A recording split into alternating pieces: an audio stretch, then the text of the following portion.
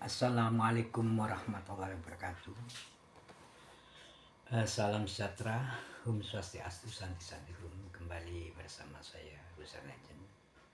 Sudah seharusnya hari ke menjelang besok 16, sekarang 15. Kita haturkan puji syukur kehadirat Allah Subhanahu wa taala. Sholawat serta salam kepada junjungan kita Nabi besar Muhammadin bin Abdullah Shallallahu alaihi wasallam. Sahabat-sahabat, di petang ini saya akan berikan sebuah ijazah amalan, dua amalan. Pertama adalah banyak kadang kejadian di masyarakat orang itu, kalau tradisi orang-orang zaman dulu atau orang sekarang, kesurupan. Ada juga mengatakan bahwa otak di bawah sadarnya dipengaruhi oleh hal-hal yang lain. Pada dasarnya semua itu bisa terjadi. Namun sering itu terjadi kadang ketika orang itu kosong pikirannya, terus hatinya kosong, biasanya melamun ya, itu kebanyakan ada sukma-sukma atau sesuatu memasuk ke dalam raganya dia, sehingga dia sulit untuk bernapas, bahkan sulit untuk mengatakan sesuatu, karena didominasi raga itu oleh sukma atau jiwa seseorang yang telah meninggal, atau ilmu, atau sebangsa dikatakan. Waalaikumsalam. Kebetulan amalan ini saya dapatnya ya, saya ijazahkan dari paman saya. Beliau adalah Pak Dugianto, kepala sekolah, mantan kepala sekolah, dulu kepala sekolah Sanawi Al-Amin Malang. Beliau dapat ijazah dari Yai Sukrono. Nah, amalan ini untuk kalau orang-orang kesurupan, sahabat-sahabat, kesurupan, sehingga tidak repot-repot cari orang, cari dukun atau cari ini. Anda bisa praktekkan dengan satu catatan. Dibaca surat Al-Fatihah ya, penuh ya, 3 kali tanpa bernafas, atau 7 kali. Kalau belum sembuh 3 kali, maka dibaca 7 kali tanpa bernafas. Insya Allah orang yang kesurupan itu akan sembuh. Dengan satu catatan, harus diusap dari mukanya sampai ke tubuh.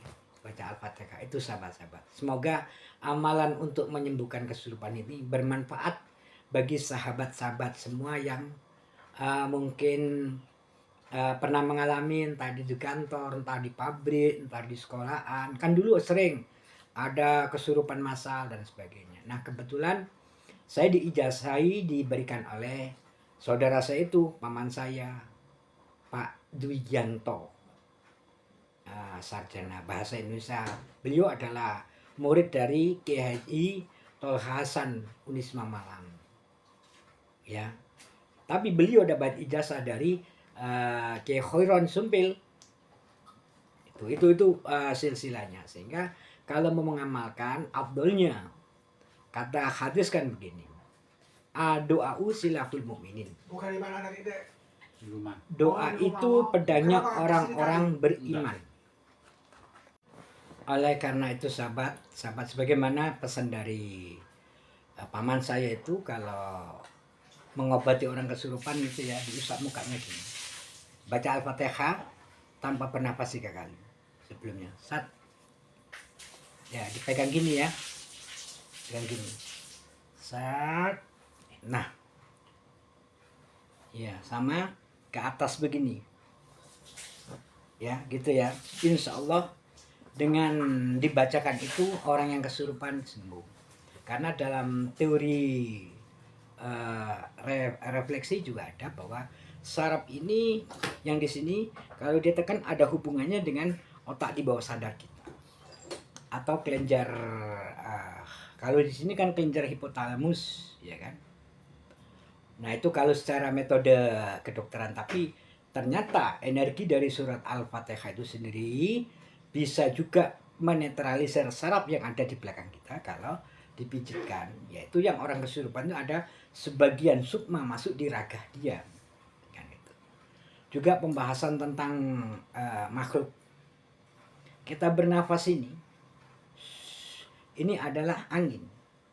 Angin ini adalah makhluk Allah, bermanfaat untuk menyembuhkan dengan membaca surat Al-Fatihah 3 kali, membaca 7 kali tanpa bernapas ditahan, akan menimbulkan sebuah energi kekuatan untuk penyembuhan dan untuk lain-lain. Itulah amalan-amalan yang bersifat dibunyikan. Karena ketika kita mengatakan sesuatu ini, dua energi yang berjalan. Pertama, energi jantung detak-detakan. Yang kedua, energi dari angin atau nafas paru-paru kita akan disaring oleh pita suara menimbulkan sebuah energi dan kata-kata. Dan kata-kata seperti surat Al-Fatihah itu mengandung sebuah energi untuk penyembuhan untuk orang kesurupan, sahabat-sahabat. Oleh karena itu, semoga yang saya ijazahkan ini bermanfaat bagi siapa saja.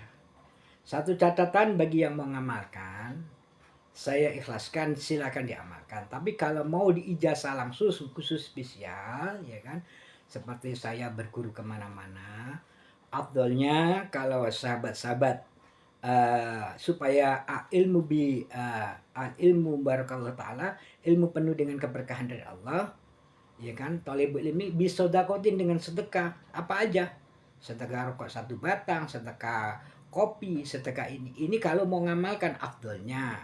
Tapi kalau Anda tidak perlu ya tidak apa-apa, karena itu adalah sebuah keberkahan agar bermanfaat gitu ya. Atau mungkin kurma 1 biji gitu. Itu sahabat-sahabat, karena itu mempraktekkan daripada rukun Islam yang ketiga, ya kan. Rukun Islam kan arkanul islami khamsina, rukun Islam ada 5. Syahadatutan, 2 syahadat, yaitu syahadat asyhadu an la ilaha illallah wa asyhadu anna muhammadar rasulullah. Syahadat penyaksian kepada Allah, penyaksian kepada Kanjeng Nabi sebagai utusan. Wasani yang kedua aqimus sholatah, yang kedua mendirikan sholat. Mendirikan sholat macam-macam, ada sholat wajib 5 waktu, ada sholat sunnah muakkad, ghairi muakkad, ada sunnah, ada sholat sewuluhud, ada sholat jabrul hawaid, ada sholat kafaratul bauli, ada sunnah sholat duha, ada sholat hajat, ada sholat taubat, ada sholat birrul walidain, berbagai macam sholat. Aqimus sholat, tapi abdulnya aqimus sholat bi khamsina waktin, yaitu 5 waktu. Dan yang ketiga ini waktu di zakat, menunaikan zakat. Zakat ini ada 2. Rata-rata orang banyak melakukan pertama-tama adalah zakat fitrah, tapi jarang melakukan zakat mal. Ketika zakat mal itu memang ada ukurnya setahun. Sebaliknya penghasilan atau kita mendapatkan ilmu supaya berkah. Ya kalau itu bagian dari zakat, itu zakat mal ada sedekah. Itu bagian dari zakat. Kalau terbagi ya, zakat itu ada zakat mal, ada sedekah. Sedekah itu pemberian yang supaya ada keberkahan ridha Allah taala gitu ya. Sodakotin jariyatin, ya kan, kalau yung tafa'ubeh, kalau itu yang tidak akan lepas kalau kalian semua itu meninggal. Mata ibnu adama in qata amalunya salasin sodakotin au ilmiyun nafabe, sodakotin jariyatin, walidun atau walidin solihan, yaitu ilmu yang bermanfaat. Supaya bermanfaat ya sedekah dia jariyah. Yang ketiga adalah anak yang soleh, baik laki-laki atau perempuan, itu yang tidak akan putus sampai kita di alam barzah, sampai kita meninggal, sampai di yaumil qiyamah. Itu 4 diantaranya yang bisa memberi syafaat ditambah Rasulullah. Itu sahabat-sahabat. Demikian akhir kata, saya mohon maaf yang sebesar-besarnya jika ada kekhilafan dan kesalahan. Usikum wa nafsi bi taqwa wallahul muwaffiq. Wassalamualaikum warahmatullahi wabarakatuh.